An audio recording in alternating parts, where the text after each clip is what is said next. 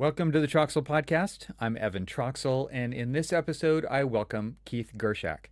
Keith is the design principal at Theater DNA, a theater consulting firm that works with some of the world's most recognized architecture practices, including Gehry Partners and SANAA, on bespoke performing arts projects, which includes theaters, concert halls, opera houses, dance studios, screening rooms, and amphitheaters.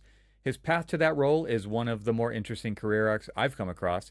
He grew up as a child actor in Cleveland, performing Shakespeare at Playhouse Theater. Then he earned a master's degree in architecture from Tulane and the University of Newcastle upon Tyne, and spent a decade as studio director at two Cleveland firms, renovating the very theaters that he'd performed in as a kid. He later moved to New York to act, landed theater consulting work through a connection with Theater Projects, and eventually co-founded Theater DNA's LA office with Michael Ferguson about 10 years ago. And for the last 12 years, alongside all of that, he's been co-writing, directing, and producing a feature film. Lost and Found in Cleveland was released in 500 theaters nationwide in fall 2025, with a cast, you might recognize these names. It includes Martin Sheen, Dennis Haysbert, Squibb, Stacy Keach, Jon Lovitz, and Loretta Devine. If you missed it in theaters, it's coming to streaming this holiday season. In this episode, we explore what it means to design spaces for storytelling and what happens when the same person who designs the theater has also spent decades performing in one and making films. We talk about how technology, from CAD to Revit to AI, can either serve the story or quietly undermine it, why independent creative work is getting harder and more necessary at the same time, and what it actually looks like to fight for an audience in both film and architecture. The thread that I see that continues through this entire conversation is how consistent Keith's worldview is across everything that he does, whether he's fighting a contractor who's lost the thread on a bespoke performing arts project, navigating film distribution against industry consolidation, or making the case for designing by hand in the age of AI. It always comes back to the same idea. There's a story being told, there's an audience receiving it, and it's the architect's job to make sure the room serves both. It turns out that framing applies to a lot more than just theaters. As usual, there's an extensive amount of additional information in the show notes, so be sure to check them out. And of course, you can find those directly in your podcast app if you are a paid supporter of TRXL Plus. It's just one of the perks. And if you're a free member, you can find them over on the website, which is at trxl.co. So without further ado, I bring you my conversation with the multi-talented Keith Gerchak. Keith, great to have you on the program. Thanks for having me, Evan. I appreciate it. Closest person to a movie star on this show yet, Keith. Hey, it's all storytelling. That's the point of the conversation. Yeah, so I've had a few episodes about storytelling, and Yeah. I am a sucker for good storytelling because it's what grounds a project, I think. I mean, it's one of those things where I've had architectural projects where if the story can live on, it's way more of a successful project. And to have a client continue to tell the story to the people who walk through the doors about the process they went through to achieve the thing, it just makes it, I mean, that to me is one of the most important markers of success in a project, is like, because that's like, there's a personal connection part of it that I really truly enjoy, but also just that can live on in a project after I'm no longer involved in it. I mean, so it is all storytelling, isn't it? Yeah, and that's also a part of legacy. And it's interesting because I always get very nervous when a building opens. It really does kind of feel like an opening night, and there's a little bit of a letting go process with that too, because since it's all consuming, right? It's like, it's all consuming, and the kind of projects that I have worked on for the last 25 years have all been, they're performing arts projects. They're at the end of the day, they're rooms for storytelling. And performing arts projects specifically, on an average, take 8 years. So your life from concept to completion is 8 years of your life on that project.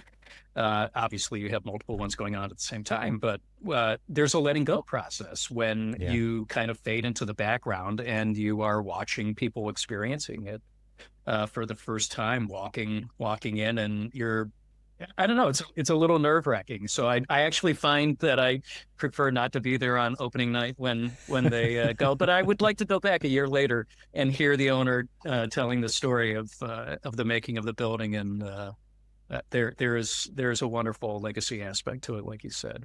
And that I think to a certain extent that's why we get into the profession that we do, is to be able to leave something behind that was bigger than ourselves. Way bigger. And I mean, how many times have you walked into a project and I can't believe they actually built it? Like that kind of feeling that hits you. It's like at one point it was just lines on a piece of trace, right? And or a conversation. And now it's wow. I mean, and to think about what goes into that actual process. Every time I've walked into a project that's under construction, it's like, I can't believe it's actually going to be real. I mean, talk about making an investment, right? Like they're spending all of their money on this one thing and going all in. It's like, that hand of poker where it's like, yep, we're doing it, going all in, and here, and then it takes a while, but there it is, and it's a pretty incredible process to go through. Yeah. It's I have held on to, I think, not. It's going to sound like I'm a hoarder or a pack rat, but I have held on, I believe, because I still design things by hand. And I think that you focus a lot on technology. And so I probably am like the antithesis to virtually every guest you have ever had on. But I do tend to still design things by hand. And I have kept, for the most part, I think, those initial concept sketches for virtually every project that I've ever worked on. Those are way more impressive than like a screenshot of a BIM model, I think. Yeah, absolutely. And it's so fun to be able to go back. I mean, one of the very first projects that I did was we completed construction in 2000. So it was a giant church in Ohio. So it probably at this point was 30 years ago. And I was a very young architect, and I was drawing the initial concept and plan on rolled paper. It wasn't even on, sketch paper, bumwad, as we used to. I probably can't say that on the, but that's what we used to call it. Yeah. But on this rolled paper, and to be able to pull it out and have it side by side with the photographs, it is kind of shocking, like you said, to go, wow, you really see it didn't change very much from that. And in the film that I did, there were so many parallels between filmmaking and architecture, and that initial script that we wrote. They used to tell us all the time that you made 3 films. You wrote one film, you shot one film, and then you edited a third.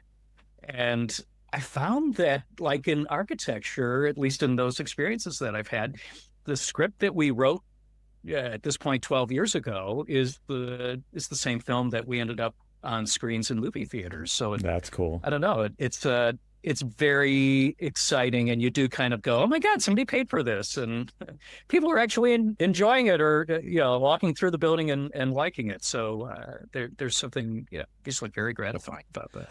I would imagine that some of that has to do with your kind of independence of ownership of the idea over that long amount of time. I mean, I'm sure we'll get to more into that, but as soon as you start divesting interest in the process and getting other opinions involved, things change, right? And so I think absolutely similarly with architecture, right? It's like, oh, you're doing something that it's got to be approved by the county, and it's the county board of supervisors and all of those kinds of things, and 14 different jurisdictions.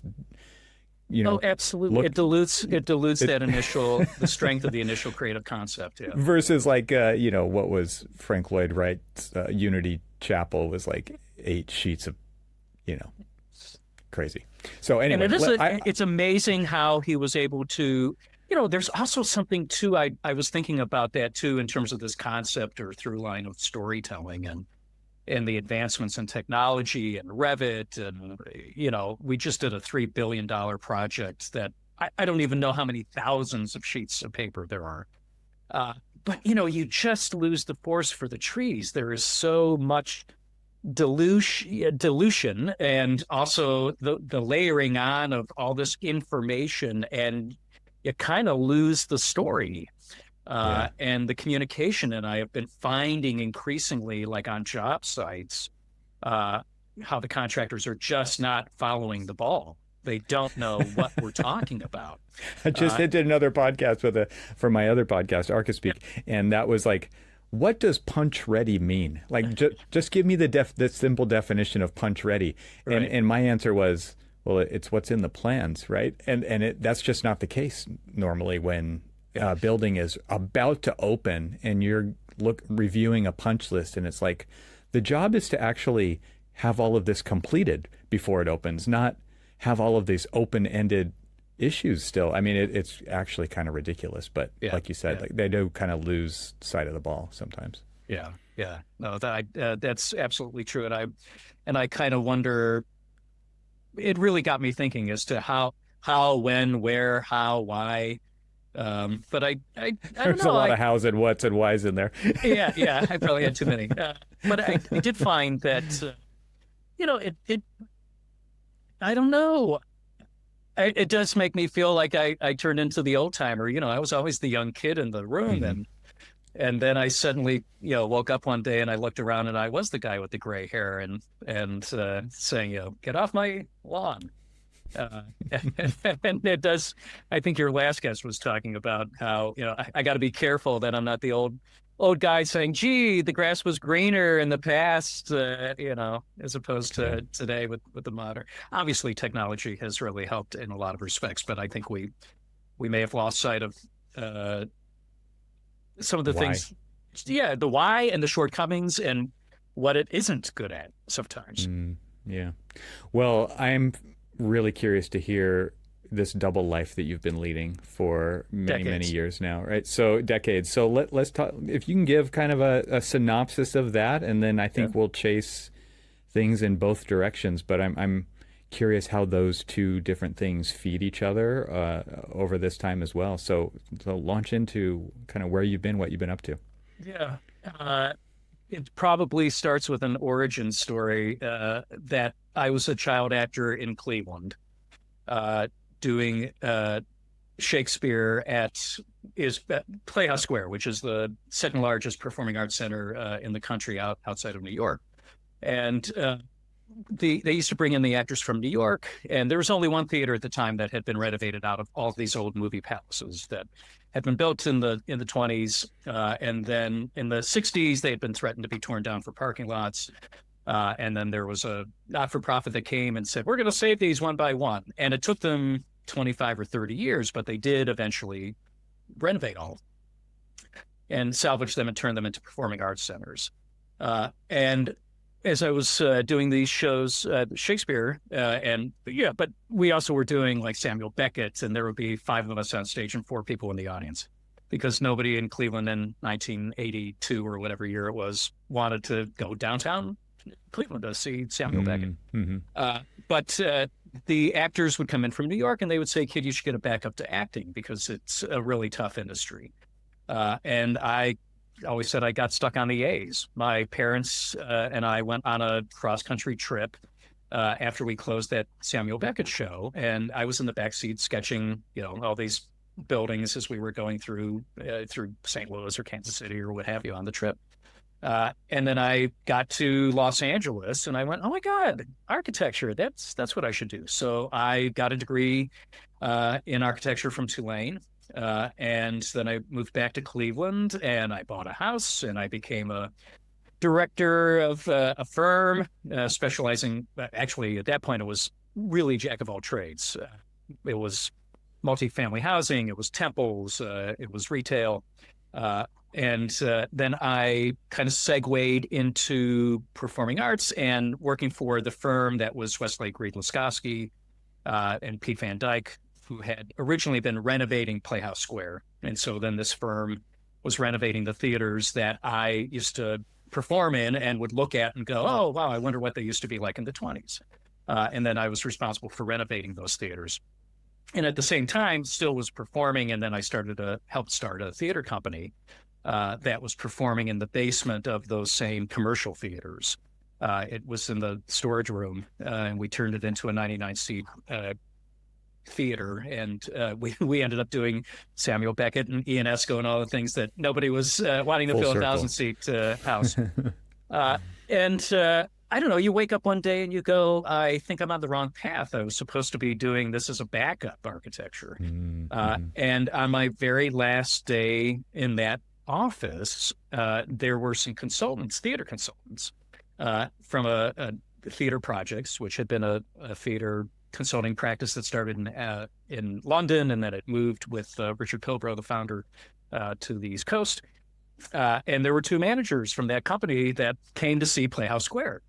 And I said, hey, I'm moving to New York like next week. Can I look you up? And they said, yeah, sure.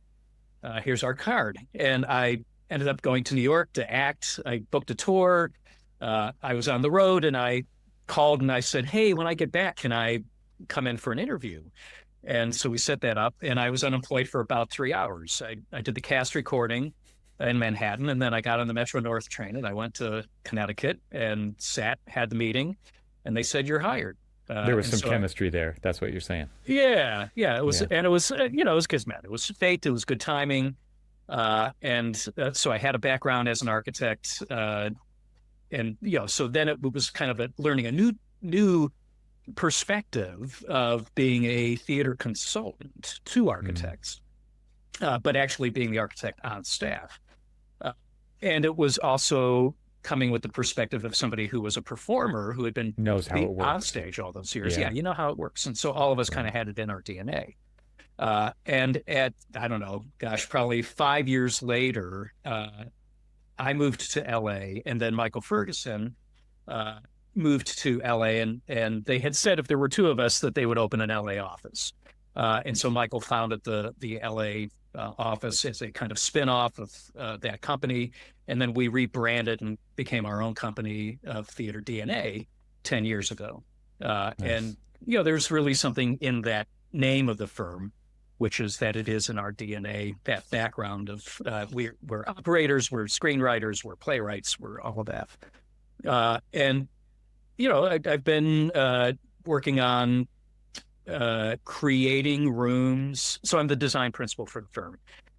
And we create rooms for storytelling. So originally it was like, oh, we do theaters, but it really was an umbrella for theaters and black boxes and studios, but also concert halls and opera houses and dance studios and screening rooms and amphitheaters and museums, any place where audiences gather together around a focal point of storytelling, where you still have the communal experience of laughing and crying at the same time, and sharing in what you have in common as humanity, in a time where, to go back to the conversation about technology, we are becoming more and more polarized and more broken apart, and not coming together in that communal experience. And that kind of has always been a through line for me throughout my life. And about 12 years ago, I was also acting in LA, and met an actress named Marissa Gooderman. And she had an idea she thankfully thought I was funny. I thought she was hysterical. And she had an idea to write a script about Antiques Roadshow. And I thought that was a brilliant idea. And she said, well, I don't want to set it in LA because that's boring. And I said, well, I'm from Cleveland. And she thought that was hysterical. And I said, don't make fun of Cleveland. You are talking to the wrong guy. I am the ambassador for the city. Don't knock it till you've been there. And so we sat down. Everybody from LA has this idea of Midwest town. Yeah, they do. It's the flyover. And that also has kind of been a bigger part of the rollout of the film, was very much driven by that coastal perspective. And I got kind of reminds me of like Waiting for Guffman or Best in Show, like those kinds of mockumentary kind of 100%. Yeah. And Right. we originally talked about doing a mockumentary style for the film, but because I came from Cleveland, I didn't want to make fun of the people that lived there. And we wanted to do something that was more earnest, because that really gets to the crux of the kind of people that live there. And so about a week after we started, we figured 5 storylines, they're all going to come together at this, not the road show, as opposed to the Best in Show, dog show. Right. I took my mom to the William McKinley Presidential Library and Museum, which was outside of Cleveland and Canton. And I called Marissa from the parking lot and I said, this museum is the tone of the film. There are no presidential papers in the presidential library. William McKinley did not write anything. So there's a planetarium, there's a dinosaur exhibit, there are animatrons of McKinley and his wife dressed to go to the Pan American Exposition where he was assassinated. Very quirky, very lovely, funny, earnest. But they had an exhibit about the Wizard of Oz. And it said that the Wizard of Oz was this allegory about the American dream, where Dorothy represented the common man and Tin Man the factory workers and Scarecrow the farmers, that the yellow brick road was the gold standard and Oz stood for ounce, and that McKinley was the wizard. And the guy behind the curtain was Marcus Hanna, who was this Cleveland politician pulling the strings on a puppet president because he had served as his campaign manager. And his house actually is one of the last three remaining of Millionaires Row, which Cleveland's Euclid Avenue was the highest concentration of millionaires outside of New York and Fifth Avenue back, in 1900. So we said, well, what if we do this reimagining of Wizard of Oz? It ties into Cleveland. We can have a McKinley aspect. Maybe we film at the museum and do an allegory about the American dream and do it through today's lens. And instead of Dorothy and Tin Man and Scarecrow, we'd have, a child whose mom is a modern American factory worker in a chocolate plant, that there's a retired steel plant worker, there's a mail carrier. And the point is that all these people are lost, but they're finding themselves, hence the title Lost and Found in Cleveland. And we couldn't use the name Antiques Roadshow, which is a story in itself. So we called it Lost and Found, which we talked to the lawyer that did Best in Show for Christopher Guest. He said it's fair use law, and they don't have dibs on the concept of televised antiques appraisal shows. That's a concept that's universal. 20 different countries have their own version of it. And that set us on a 12-year journey of making this film. And it's like an architecture project. It's like a really big architecture project. Yes. Yeah. There are so many parallels to architecture, and it was very interesting that the script became a blueprint. And that you had to make it malleable as you got more information that changed that. And we did not, we wrote the script, the original draft, in maybe 3 weeks, and did not ever intend to produce it, direct it. Like, that was not in the cards. But it was just over the course of the life of the film that we had these breadcrumbs. We thought, we'll go to Sundance, we'll sell it to a financier, he'll give us the money, we'll make the film. We found a financier, he gave us these breadcrumbs of, you got to get a cast, you got to get a director. And then we got all these pieces and we went back to him and he said, well, I don't have any money. But we had learned a lot along the way. What's that called? That's called like a MacGuffin or something. Yes. We learned in real time. It was a baptism by fire. We raised the money, but there are many stories involving the Cleveland Film Commission, involving getting money out of China, working with the Commerce Department and the U.S. Consulate in Shanghai, and then the broker steals the money and puts it into cryptocurrency. And anyway, we gave the money back to our investors and said, we're regrouping. And then about 2 years later, we went back to Cleveland and we're in the art museum. And the main investor who had put her money in that we gave the money back was there on a tour. And so we went up and said hi. And she said, when are we getting the gang back together? And we said, oh my God, would you really put your money back in? And she said, yes, but under one condition, that you guys direct it. And we turned to each other and said, oh, well, I guess it's on the page. And it kind of was like architecture. Oh, I'll be the director of the team. I got it. There's a vision that we have set. We've got the blueprint, which is the script. And we'll assemble the team to be able to execute this. We know what the North Star is. And if you're able to tell the story, we told the story to the investors, we told the story to the cast to get them involved.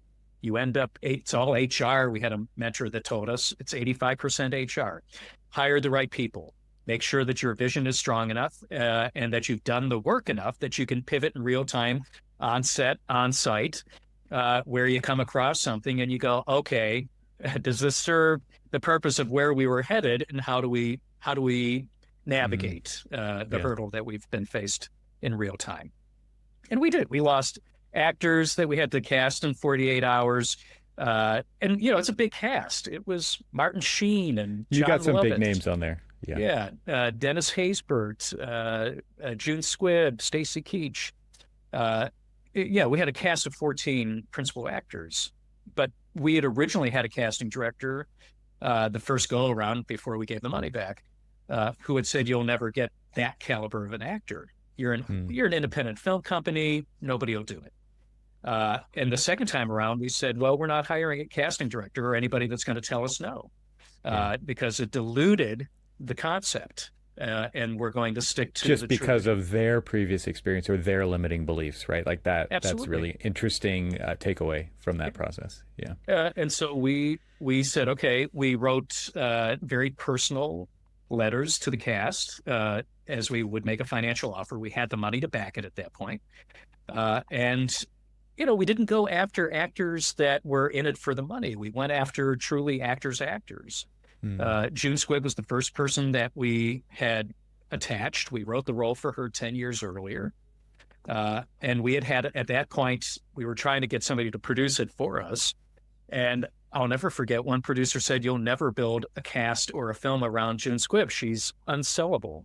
Well, now June Squibb at 96 is like the biggest name in Hollywood. Like, she's been back to back. Hey, if Scarlett Johansson can direct a film on the back of June Squibb, I think that, Marissa and Keith can do the same thing. And so we just had a cast of 14 June Squibbs with everybody that came. But, they wanted to work with each other. And there was something in the script that, as Martin Sheen told me, hadn't come across his desk in it's West Wing, where he could do this kind of storytelling in a monologue. Like, there isn't a better monologuist than him. But to be able to give an 8-minute monologue about the meaning of life through an object. And he was a big fan of Antiques Roadshow because it's got a huge fan base. There's like 10 million people that watch that on PBS every week. Look how many side things that has launched too, as far as like just YouTube channels. I mean, it's incredible, right? Yeah, it's huge. These pawn shops ones where people bring their 1963 Gibson, speaking of guitars, right? Yes. Like they bring that in and it's like, well, this was George Harrison's, whatever. It's like these 20-minute episodes are all based on stuff that we used to see with Antiques Roadshow. I mean, it's really incredible. Yeah, it is very interesting. We tapped into something that, and we did get to know Antiques Roadshow very well. And they gave their blessing, and they had said, the executive producers, if there was ever going to be a film inspired by the show, that they would hope that it would be this one, because it tapped into what even the BBC version was based on, which is this concept of the American dream. And we had to kind of really get to the crux of what does the American dream actually mean, and that it wasn't necessarily about the buck at the end of the day, that it really was about self-worth. And that was what the Wizard of Oz was really about, motivation and what inspires us and what gets us to wake up in the morning and change the world and make it a better place, and gives us a sense of purpose. And it looked different for different people. It's not always the same formula. And so each of these characters has a different arc and story, a hero's journey of how they have lost themselves in some way, or lost a loved one, and in the process lost themselves. And then they're finding themselves again through the meaning and the identity that they have wrapped up in this object. And on a personal note, when we had the fires in LA a year ago, and I live by Runyon Canyon, which we had zero notice when that happened. I mean, the fire was already here.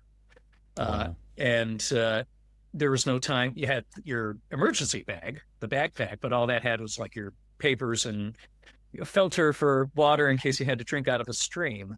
But there was not the opportunity to truly pack. And so I grabbed two things. I grabbed the hard drive of the film because it represented 12 years of my life. And then I grabbed my grandmother's wedding picture, which, wasn't valuable outside of I had realized that so much of my own identity was wrapped up into my relationship with her, and that this was the last physical tether that I had to her. And it's in the original frame, and it was the recollection from childhood of it being on her mantle. And my grandfather, her husband, had died before I was born. And so there were always these references of, oh, if your grandfather had only known you or had the opportunity to meet you. And so there was just something about the power of that photo. It became this, outside of our lives being the most precious. In terms of an object, there was just so much identity and history that was tied to that. And it was the storytelling. That's what Antiques Roadshow is. It is the opportunity for people to tell their own personal history in 2 minutes, and to go from a stranger to somebody that you have a little insight into what gives them their sense of purpose and identity in life. This episode is made possible with support from Avail. Is your firm managing architectural, landscape, interiors, and engineering content?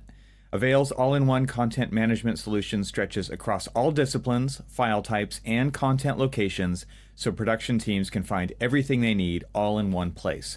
Thanks to Avail's desktop application and Revit, AutoCAD, and Civil 3D plugins, teams can consistently find and reuse all types of content, from specifications and calculations to 3D models and plans.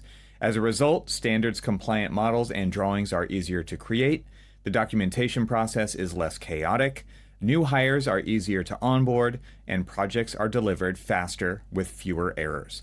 Visit getavail.com to request a demo. That's getavail.com to request a demo. My thanks to Avail for supporting this episode of the TRXL podcast. Now let's get back to the conversation.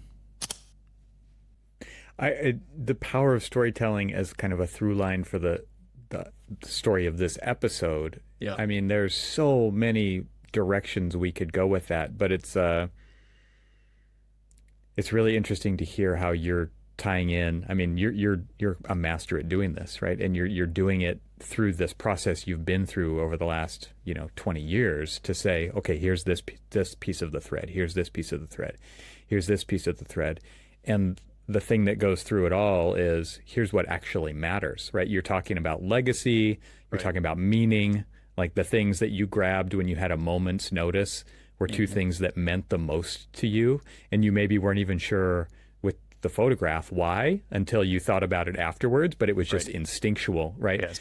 And going back to something you said earlier when you were talking about working on theatrical projects, and when a client comes to you and says, we want this building, and you didn't say it that way. You said they want a room for storytelling. Mm-hmm. And that's actually not your client, right?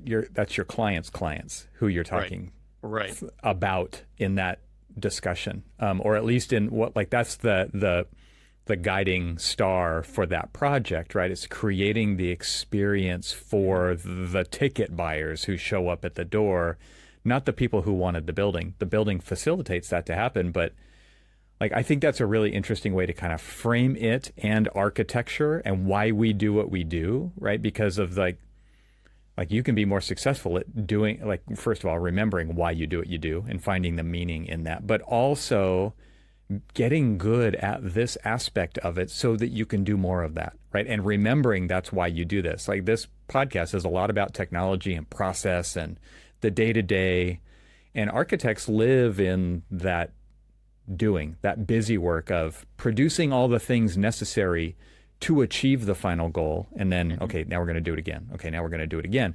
But so I think it's the reason I say that is because I think it's hard for us to step back and say oh, why does this actually matter? Right. And if we can continually remember that as that guiding star and figure out ways to help us get there through the power of storytelling, which is so powerful on so many levels to so many stakeholders, right? Let alone the final clients of the final building, right? Who you're not talking to in that process at all, but creating the space for them to have that experience. I think it's really interesting to kind of just put all of that together as I'm assimilating all the different things that you're talking about. And I'm curious what what you have to say about the power of storytelling to achieve these kinds of goals, these kinds of success, or even just to remember why we got into this in the first place. Yeah. No, those are all really interesting and accurate points. And there's one other component I think that partially separates this particular building type is at the end of the day, as storytellers, like if I think about the film and, that we had the distribution in movie theaters in November and December. And so we had a nationwide release. And, you make a film, and I will tie this back to architecture. You make a film and you think the hard part is getting on set. The filming part was 20 days. That was it, and construction projects take a long time too, but I also think in an 8-year period of the average life of a performing arts project, it's not 8 years of construction. There's all those years of planning and documentation that get you to the preparedness to get you that in film in particular is an extremely compressed period of time of the 20 days. And then the months and months of post-production. And you think that's the hard part. And then you actually have to distribute it because at the end of the day, if the tree falls and no one hears it, did it really fall? And that is kind of the point of like the art making is, okay, am I really making it for myself? To a certain extent, you have to make the art that you want to see because otherwise it's not authentic. But there has to be an audience to make it worthwhile, in my opinion. And it was the distribution of the film that then became the challenge, where we had to go through and identify who our audience was, how to reach them, and then realize the stakes that Hollywood had against independent filmmakers. And having an independent film with a cast like this see the light of day. And we finally found a distributor who felt that it was important. The industry has kind of steered away from theatrical releases and more into the streaming world. But Matt Damon recently had said, I think it was Matt Damon, was talking about how our TVs are a secondary screen to our phones and to our computers. And that the way post-pandemic we have been taking in content is not cinema. It is short video formats, and whatever is playing in the background on the TV is not the way that we got into the business of filmmaking in the first place. And we have been doing this film long enough to see the industry change through technology and through the broader circumstances of a global pandemic and the strikes, to see a change in the pattern of how people absorb or witness and experience storytelling. And we kind of took it with this distributor as a call to action, a agent of change to say we want to get people back into movie theaters to experience storytelling on a collective basis of recognizing each other's humanity together and laughing and crying at the same time in a movie theater. Sure. And so that was very interesting that we ourselves are the storytellers, but we have to find that audience and identify it and figure out where they were. And no matter how many weeks I spent saying, doing spreadsheets of analysis of going, okay, where are the post-industrial cities of America? Where has Antiques Roadshow stopped 1 time, 2 times, 3 times over the course of its history, which probably denotes a strong thrifting and antique collecting demographic. Figuring all of that out, an older demographic, we weren't necessarily didn't in our minds think we were for the 20-somethings.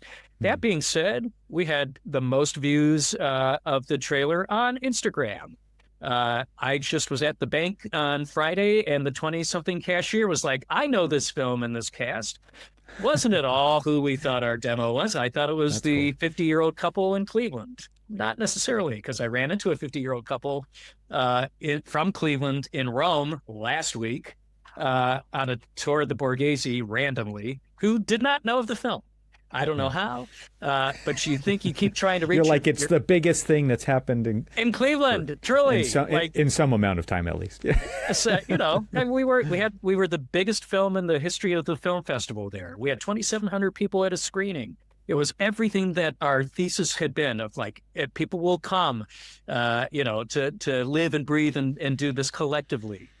And then you still realize no matter how much marketing you do and Morning Joe and The View and newspaper articles and it just trying to break through the noise, still wasn't able to reach this couple from Cleveland.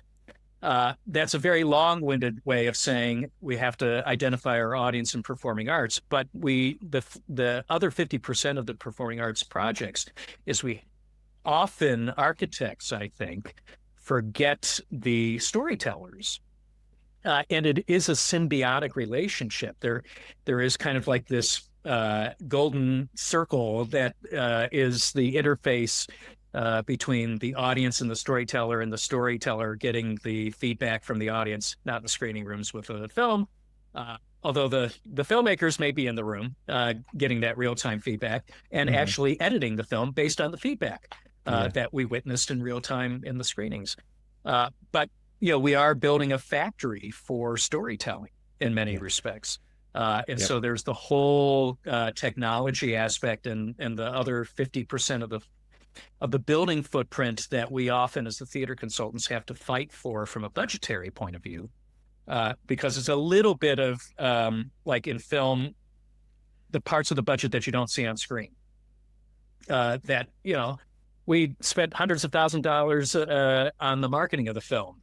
It wasn't about buying ads. Most of our advertisement and publicity was earned, but we had all of the staff that we had hired and brought on as an independent film. We didn't have existing departments. We were a one-off. Oftentimes in performing arts projects, we have to fight for the 50% of the footprint that is, behind the proscenium that provides the infrastructure to allow that art to be created in the first place, to be appreciated. But on the flip side, the audience experience is from that seat. And if you cheap out on the seat, that is going to be their impression of, doesn't matter how great the artwork is. If they're miserable for the 2 hours that they've been sitting in that seat, it's going to color their impression of what they were just experiencing. Yeah, this idea of the cross-pollination of these two worlds and how I can see you applying kind of architectural design problem solving to all aspects of filmmaking, including marketing and release. Like, it's a design problem. Oh, there's another design problem. There's another design problem. And you were probably a little more uniquely qualified because I think architects are really well trained to just be up for a challenge and figuring out how to address it and thinking about it in maybe an unconventional way and not necessarily just going off what's been done before. I think we are guilty a lot of times of spinning our wheels, but being totally comfortable with pursuing a direction that maybe doesn't actually fit into the final destination, right? Because, we want to see what sticks. We want to see. And I think that's an interesting side of it. And then I see what you're doing the other way around where, one of my most favorite projects I ever worked on was designing a performing arts theater in Irvine for the high school down there, and not the high school. There's multiple high schools, but high school, it was called High School Number 5 at the time. I can't remember what the name changed to, but on El Toro's Air Base, and not a typical high school performing arts theater, like pretty amazing for what a high school could actually pull off. And the amount of technology, like you said, you called it a factory. I was going to call it a machine for storytelling, a tool. It like the building has to serve this purpose, and most buildings do, right? But a lot of times it's just 4 walls and a ceiling and a floor that contain space to do something. But a theater is all about serving the purpose of lots of different kinds of stories to be told, whether it's a musical performance or an acting performance or a graduation, or it could be many different things, right? But the amount of stuff that is hidden behind the proscenium, that's up in the catwalks, that's up in the ceiling, that like just the design of the acoustics and all the lighting and the potential, just heating and cooling a space like that. Everything is a puzzle to be solved along the way.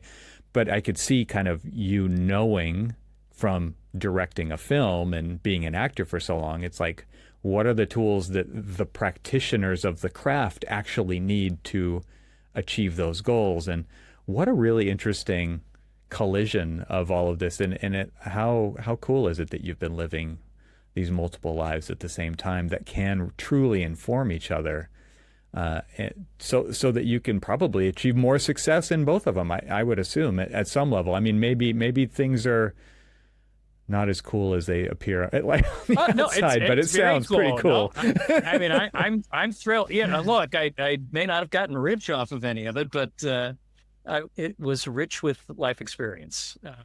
No, I think there's real truth to everything that you said, and performing arts are very bespoke.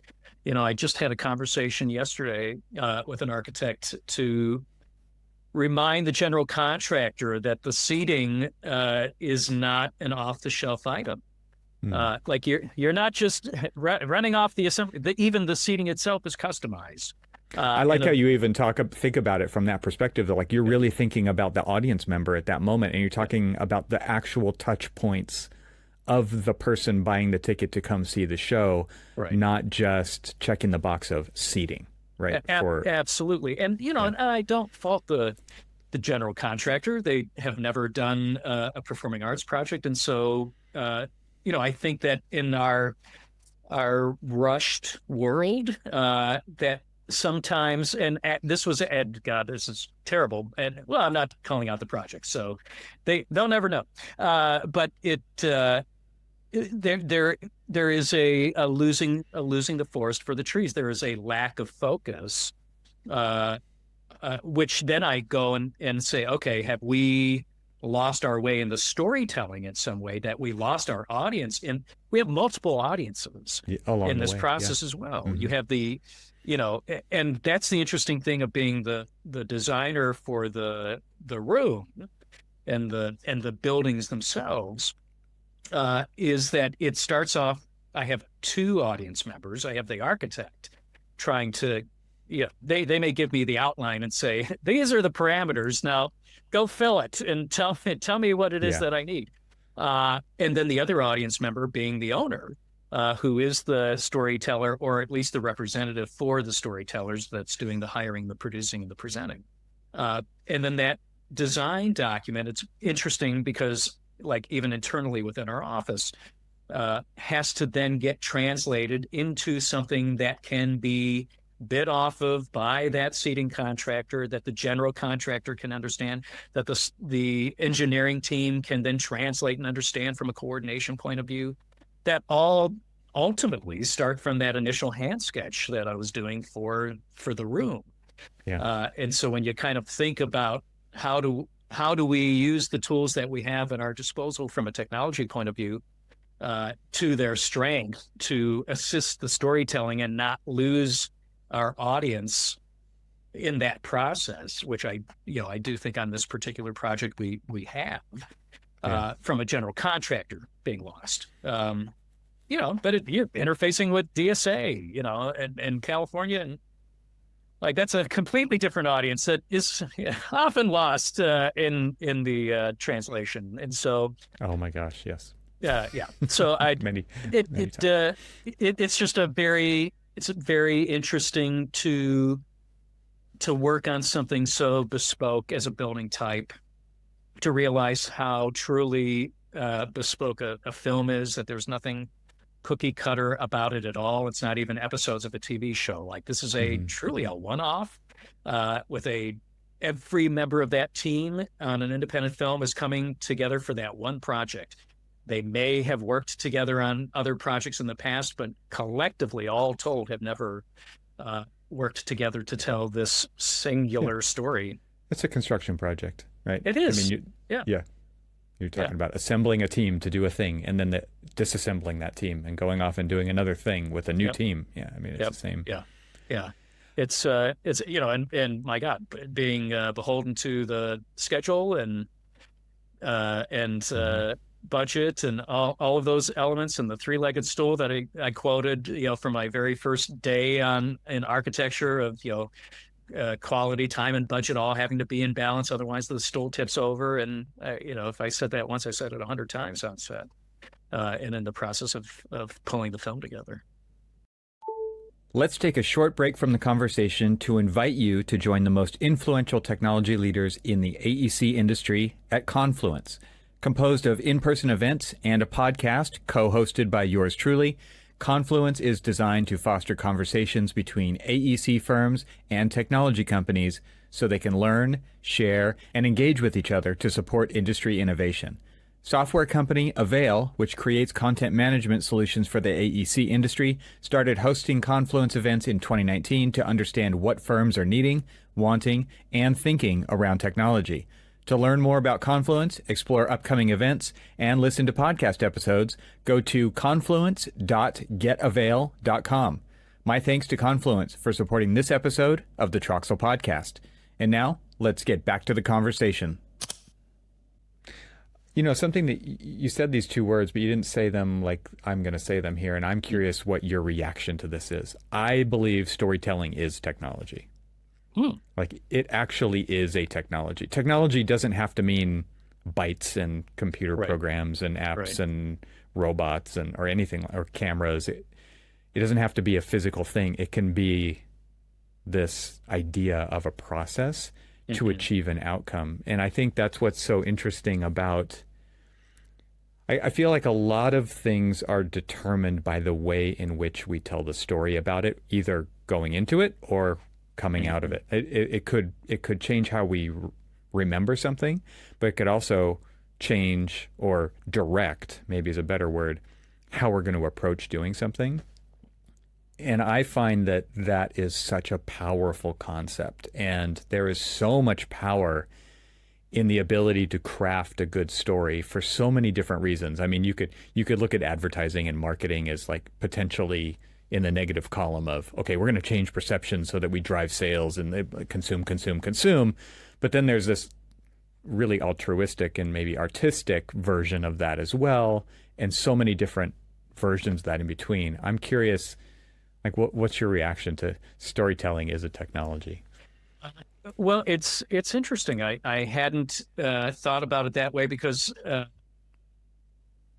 but I won't say no. Storytelling, my perception of storytelling is always what Richard Pilbrow, who was a mentor to a lot of us in theater consulting, had said, that it went back to the cavemen, and that if you had the fire, and which I guess was a technology, to your point, that they were able to, in the light of that fire, have a storyteller and gathered around to, hear what that storyteller had to say, and that it was, to hear it, to watch it, and to experience it together collectively. So I can't say no, because we're in the business of building technology. The construction industry itself is a technology. Film as an art form is technology. So I think it is probably important, and I'm going to say this to myself, certainly not demonizing technology, and to realize how it has assisted and advanced our ability to tell the story effectively, as long as we don't lose our way and we don't lose. Yeah, I think it's important to serve. It has to serve the purpose, right? And not the other way around. It's not like something in search of a problem, but there's a problem, and then how do we get there? How do we? Attack's not the right word, but like what is the right way in which we then put the right technology in place, whether that be storytelling or any number of things to actually get there. I find this to be one of the most compelling arguments again in the negative column of AI. It's like AI, everything. Okay, now what was the question? right? And so I'm Right. curious from your point of view in the storytelling business that you're in on multiple Yeah. different fronts. Yeah. Like, what are you? Are we losing the forest for the trees? How do you remind yourself to go back to why you do what you do and what's important, and then what are you actually seeing that's happening out there that is interesting or exciting to you in new ways maybe, or new to us ways of connecting dots and finding pathways forward to achieve that kind of meaning? Yeah. That's a very interesting and complex question. We've got A- hours, Keith. Let's yeah. go. Hey, well, AI specifically has been interesting because my initial experience with AI was when we started to try to apply it towards code analysis. And I found that it was so off in its interpretation of the code. You were testing it. You were like, let's see. Yeah, Let's see what see. you know, AI. Yeah. No, it was Michael in the office. He was like, we don't need Keith doing the code analysis. Let's just feed it through the AI machine and see what it spits out. And it was 50% wrong. And When was this? Admittedly, that was probably 2 years ago. Yeah, so then 3 months later, you have to check it again. And then 3 months later, you got to check it again. Really Yeah. true. I mean, I will say that it's kind of gotten, now I use AI, not for code. I still haven't used it for code. But I have used it in the film, especially in the last year. But there were just elements to the code that, the code is gray. And it is subject to interpretation and cajoling. That's the job. That's your job. That is the job. Oh my God, that's why you bring me into the DSA meetings. Right. Is that interpretation and precedent. Creative workarounds. Yes. Yeah, yes, absolutely. Exactly. And have actually, can I say that? Never had a disappointing end result. That's not entirely true. It has not always played out. But often Matters beyond your control. Yes. But, in the film, my first experience with using AI was for the marketing plan for the film. That we had originally been trying to work with another distributor. And they said, you have to develop the marketing plan and figure out who your audience was. And I was like, okay, how do I do that? I had spent, I don't know, probably a week developing a marketing plan. And then Marissa fed it through AI. And I have to say, some of the marketing ideas that it came up with were so clever, but she got very good at the prompts and feeding the information. And I still felt like, okay, treat it as a collaborator in that way, right? Where it's like back and forth. It's not question answer. It's it's a design problem. It's it's a tool, and you have to know where its shortcomings are, and use it to its strengths, and to potentially fill in your own blind spots. Right. And from that point of view, and for other things that we ended up using it for on the film, you'd never know. I mean, I don't even know. I can't even tell sometimes of like, oh, what was AI and what wasn't, whether it was on screen or in the marketing of the film itself. That it got to be a very blurry line in that distinction. But I still, that's why I still design by pen, though, in that I do kind of think that human element, until the machines prove me wrong, that I know every line that I put down on paper. Every line has a meaning. Every line has a purpose. And that was kind of like my complaint initially with Revit, was like, there are so many conflicts, and like, how do you not see the 4-foot head clearance? And how do you not see that this is on top of this? That you can't. There's no intelligence there. Right. Yeah, it was just all lines, and there wasn't the critical analysis of what those lines represented. And that as I think, when we start to command the tools, and the tools don't command us, and which is just a different way of saying the things that you've been saying, then I think there's a true benefit to it. But I do, at least I have that other career. I have Marissa as that business partner to always kind of go back to find a foundation. And yeah, and I think having pen to paper from a design point of view always brings me back to the bespoke atelier aspect of design that I got into it in the first place, as opposed to spinning out the same stuff over and over again. Are you wearing a cape right now? Like I can just imagine. Can't you see this scarf that's over my shoulder? Your Frank Lloyd Wright cape. Yeah. It's true. I know.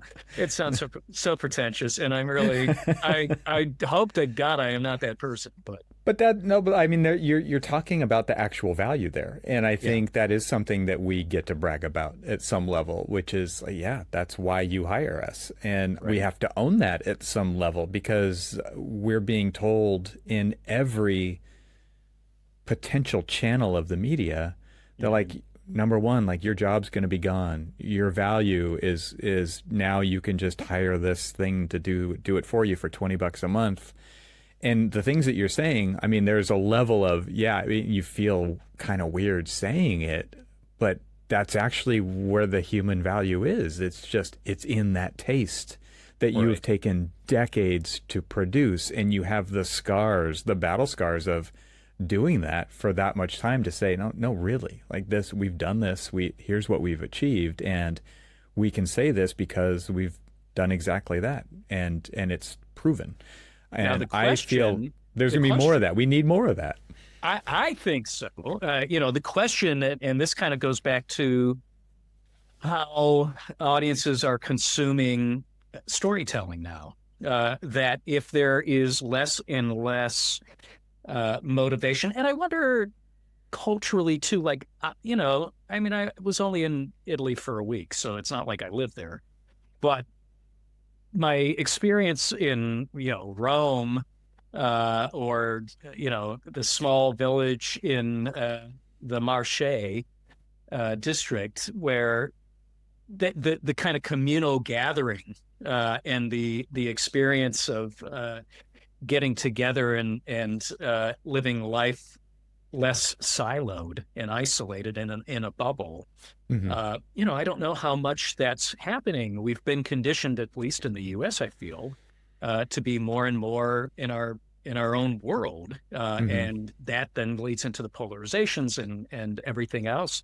And I wonder if we are conditioning the audiences to be less and less disciplined in deciphering and differentiating that AI created content. I think that the Hollywood, as an industry, is kind of betting on that. That's why the SAG-AFTRA lost that battle, as I can say as a SAG-AFTRA member. The other unions had said, hey, writing actually has to be done by a human being. SAG-AFTRA did not say that acting had to be done by a human being. And there have been auditions coming in, like for voiceover, that would be 20 pages, that they just want to record your voice to be able to create a hybrid for AI voices. Ouch. Yeah, we as actors have lost, I think, that battle. I'm not sure that there's a return. But, that the question becomes whether or not the audiences will be able to decipher that difference. And then that applies to architecture. Are they going to be able to decipher or care, maybe not all building types, but in some building types, whether or not that life experience that you have brought through your hand in your design, skill set, whether there's enough of a differentiation that they care. I don't know. That sounds very to me, that starts to point towards kind of the difference between architecture and buildings. Yeah, absolutely. If you were to make a distinction, right? Architecture to me, it has more of a meaning. It has more of a, why does this exist? And it's for that kind of experience. And then there's a lot of building types out there that is just like really formulaic, right? And they're just functional at its most basic level. It's got to be a warehouse. It's got to be a data center. It's got to be a storage facility. It's got to be, whatever those things are. Right. And when it comes to the human experience, like, that's not the purpose of that building. The purpose is to do the thing, right? Right. Yeah. Right. Yeah. Yeah, I would hope that we would have more of an opportunity to do the things that actually matter for architects and people and experience than right. because the machine could do a lot of that other stuff. Right. Yeah, and if I look back at some of the building types that I was doing 35 years ago when I first got out of college, a machine could do it. And when I graduated, we had when I was a student, we had one computer class that was like 3D animation that we had to do in the basement of Richardson Memorial, at Tulane. And then when I got out, I was the youngest employee, so you got assigned to be the CAD draftsman. And everybody was still designing by hand, including me. I was just then translating it into digitizing. CAD. Yeah. It was data entry to put it copy paste into CAD, which then I saw the same kind of learning curve with Revit. Mm-hmm. We're just going to then data entry that into the newest technology. But there were certainly building types, to your point, of retail big box that I was doing that the CAD was doing the work. I wasn't really doing it. It was about speed. It was about just doing it as quickly as possible. Yeah. Yeah. Yeah. It was not architecture with a capital A, but yeah. It's interesting to, and I don't have a handle on the day-to-day experiences in higher education and the students that are coming out of the universities outside of working with them when they're in practice. But when I went to Tulane right before the pandemic, and all the drafting tables were gone, and now it was computers, and I was like, "Oh my God, do you not still know how to pick up a pen?" No, it was like voodoo.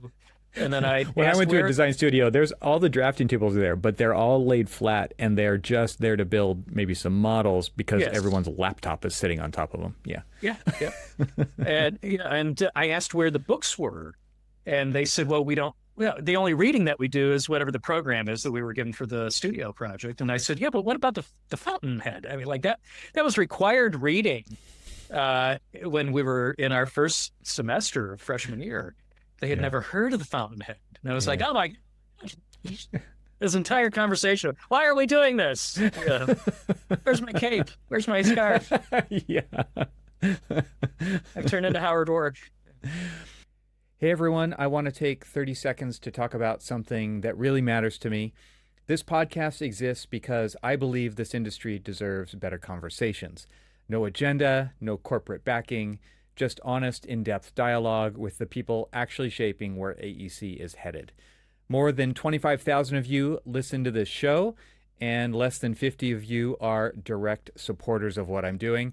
And I'm not saying that to make you feel guilty. I'm saying it because if this kind of independent media matters to you, if these conversations have ever changed how you think or introduced you to someone worth knowing, then the most direct way to keep it going is to become a TRXL Plus member. $12 a month, ad-free episodes, the full Leadership Edge newsletter with my deep dives and the things I don't say on the podcast, and the knowledge that you're one of the people making this possible. Head over to the website at trxl.co and click the join button. And either way, I'm really glad that you're here. Now let's get back to today's conversation. Well, what are you excited about when it comes to the future of our profession? And this doesn't have to pertain to technology at all. It's just like there seems to me like there's an increasing awareness of mediocre content everywhere. And what you're talking about is, drawing by hand, telling stories, authentic stories, independent kind of media. I'm an independent media kind of a podcast here as well. Yep. And just thinking about kind of the craft that goes into the things that you're doing, it seems like there's a bigger opportunity to really wear your cape, as it were, and really chase some things. It may be harder to find funding or, clients or whatever to do that, but there's also people who are really hungering. There's a desire for hungering. I don't think that's a word, but they're desiring like these kind of really special outcomes in a world where there's just going to be more and more and more mediocre stuff because the ability to produce it so easy. I'm curious what you're excited about when it comes to the future of architecture and storytelling and theater. Yeah, I wish I could say that I was visionary enough. I feel like I am, to chastise myself, stuck in the weeds of the everyday of, right now I'm like, get that movie into streaming and like trying to navigate that world, or get meeting the deadline on that, The busy work. Yeah. the design emergency that we have on this 8-year project that's got to be resolved by tomorrow. But I do think what you were saying is true, that at least it does seem that you are able to look. There's no reason why, to talk about the film and then make the parallel. And the industry was set up in a way to not allow an independent film to be released in movie theaters. The idea, unless you're A24 or Neon, which are not independent films, they are mini studios. And it is about, libraries, and this kind of great consolidation that's happening too. Yeah. It's also happening in the architectural profession, where, the firms that I worked with that are now part of conglomerates, we're seeing that happen all the time, where now in the industry, Skydance bought Paramount and is now buying Warner Brothers. And the DVD manufacturer is not making a DVD of Lost and Found in Cleveland, even though our audience goes to Walmart and would love to buy a DVD, but we're not part of the library of MGM and Paramount and Warner Brothers, which are the only films that they are actually making the DVDs of. Got to have a membership card. Yeah, I get it. Yeah. These kind of one-offs that we're talking about, these bespoke kind of jewel boxes, whether it's the buildings or the films, you kind of have to truly carve your own path and know who your audience is and not lose track or lose sight of it, and be true to that authentic North Star message that you have to tell, and that it's feels bigger than you, and that you need to find your audience. And it was not going to joke about it. It was a true struggle to fight the industry as an independent film, and to say, no, it has a cast and a story that's worth being in the movie theaters. And don't give me, no offense to Jackson, Mississippi, but that's not necessarily the right place to play this. Chicago, yes, that's the right place to play this. And, they just were not set up for that kind of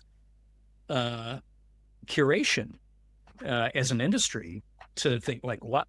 We throw the spaghetti at the wall and see what sticks. Why are you going through with such a fine-tooth comb? But it is that architectural background that is why we would go through and figure out that kind of level of detail, because we have to. And so that has been, it feels like with this consolidation, and the larger that the industries get, the more challenging it is to be that independent creator. But that being said, I do think that it does create a hunger for the audience that does exist, and it's just about finding how to get to that, and for them to find you. And I think it's been less of a problem in architecture, because there aren't that many people that do what it is that we do. And if we're being sought out because we create these particular places, then people know there's only a half dozen of us in the world probably that do what we do. So it's a little bit easier to find us from that point of view. I don't know that answered the question, but that's my current take on it. Yeah, I feel like there's this, you're taking it full circle here, in that, like, the idea of the American dream, right? And the what you made the movie about, and Antiques Roadshow, but like this process that you've gone through, like you're finding, or you're navigating it and achieving. And what's interesting to me, that made me just think about it, is like the American dream to me, my interpretation is like, where do you end up? And do you end up in a place that you're proud of, and is it did you achieve what you said? But to me, it's really these, what I'm learning through this conversation is like, it's actually these steps along the way and the tenacity that it takes to continue to take those steps forward through all of the adversity when the challenges naturally arise, right? Like distribution was a new challenge, right? Marketing and even getting a film made, and then where does it get released? And it's like an architectural project. It's like, okay, this tenacity that it takes to just get through to the end and be, again, like where I was talking about earlier, as architects, we're pretty comfortable in the middle of the studio's a complete disaster. It's a mess, right? And that's totally fine because we're going to figure it out. Like we know that we're going to figure it out. And I find that is such a great attitude to have. And so, you give me a lot of hope here in, with all of the existential threat of AI and all these things, that if people really are willing to roll up their sleeves and get their hands dirty and have that tenacity, and, maybe you don't need to do something that gets seen by millions of people. Maybe you need to do something that is seen by the right 1,000 people. And there is a completely sustainable path in that, right? Because to me, that's kind of the promise of what you can do as a smaller, more independent studio in any regard. That could be a movie studio, it could be a consultant, it could be an architect, it could be whatever. I feel like there's just tons of potential there because there is going to be this divide or this overwhelm of mediocrity out there. And it's going to give people who have taste and the ability to curate and really do something special huge opportunities, because it's going to be so obvious that stuff is different than everything else that's out there. That is my hope. When people have asked us, like, what is the film about? Can you summarize it in one word? It sounds corny, but hope is the one word that we do use, and that was the final result, that reaction that we wanted people to have, was that if they could at least be inspired to hold on to that sense of hope on their own. We're all on a hero's journey. I mean, that's why people have come up when they see the film, and it didn't matter. I had Blue Collar Johnny in the Midwest, and I had Harvard Jane in Nantucket at different screenings. And they both had said this was like their favorite movie that they'd ever seen. And that Johnny said he felt significant after watching it because he felt that his dream was big enough to warrant being on a screen. And that was really what we wanted everybody to feel, like your own hero. You are a hero in your own story, on your own journey, and that, just like Antiques Roadshow, everybody gets the chance. That's really the world that we're living in. 15 minutes of fame right there. And that's what technology has actually allowed people to do, is to be able to tell their story, that they can be the hero in their own journey and their own story. But there is a false equivalency. Cinema is not that short video on TikTok. It's just not. Yeah. Now, the TikTok may have, 10 million views, but that isn't necessarily the same kind of level of consumption where some things go viral. But where they're consumed by something that they want to revisit over and over again because it's inspiring them in some sort of way. And it is, I always live by this quote it's too long of a quote, and I will paraphrase it horribly, but that, the Teddy Roosevelt quote about being in the arena. Mm-hmm. Man in the arena. And unless you have been in the arena and been that, sole proprietor, small studio, doing the yeoman's work, and are bloody and have the scars to show for it, and you keep brushing yourself off as long as you haven't been gored to death by the bull, and keep going at it. That there's, I think the people that are in the arena recognize that in each other, and I have the utmost respect for the people that are fighting the good fight from that point of view. It's an inspirational quote. I believe that is where we should call it. Keith, that was a really fun conversation. I will put links to Theater DNA, your theater consulting business in the show notes, and the film Lost and Found in Cleveland, which is it on YouTube? No, the film is just not. the trailer. The trailer. Yeah, the trailer. The trailer. Yeah, maybe I sent you the trailer. I don't know if we're still recording. Yeah, the trailer is unofficially on YouTube because of the. Well, you sent me the official link to the unofficial trailer. Yeah, I'll put that in the show notes for sure. Good. We won't tell the music licensing. No. YouTube is really good at figuring that kind of stuff out. So if they haven't done it, I mean, you're safe. So that's right. Cool. Right. Anywhere else people should follow along with what you're doing besides LinkedIn, your website? Yeah, they could follow Lost and Found in Cleveland like on socials. We've got a Facebook page, we've got an Instagram page. So announcements about Theater DNA is probably a good one in terms of the theater design consultancy. But all right, for the film, and hopefully we'll have an announcement in the coming months about the streaming. So, other ways to consume that. Yes. Awesome. But the intent is we'll be on a streamer for November. Nice. So that it'll be the holiday. So if you missed it in the theaters last holiday, you'll be able to see it at home this holiday. Can't wait. Very cool. Because it is kind of a holiday film, I think. It is. Yeah. We say it's holiday adjacent.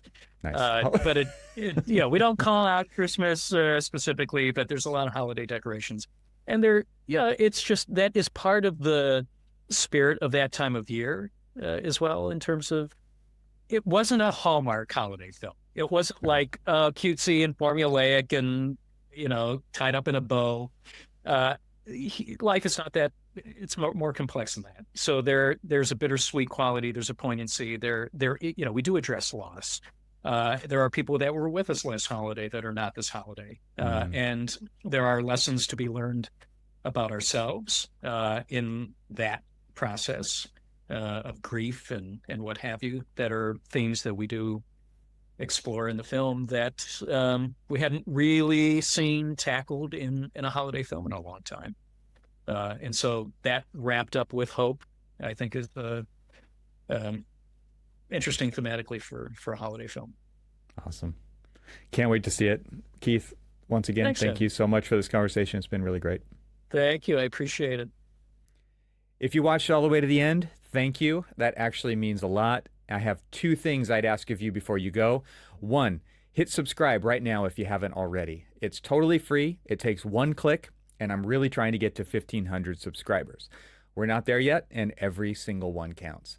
If this show has been worth your time, that's the easiest thing you can do. Number two, if you want to go further, if you want to support independent coverage of this industry and get ad-free episodes of the podcast, plus my full Leadership Edge newsletter, head over to trxl.co and click the join button. The link is in the show notes. $12 a month, and you'll be one of the people who actually makes this possible. All right, that's a wrap. Subscribe, share it with someone who would get it, and I'll see you in the next one.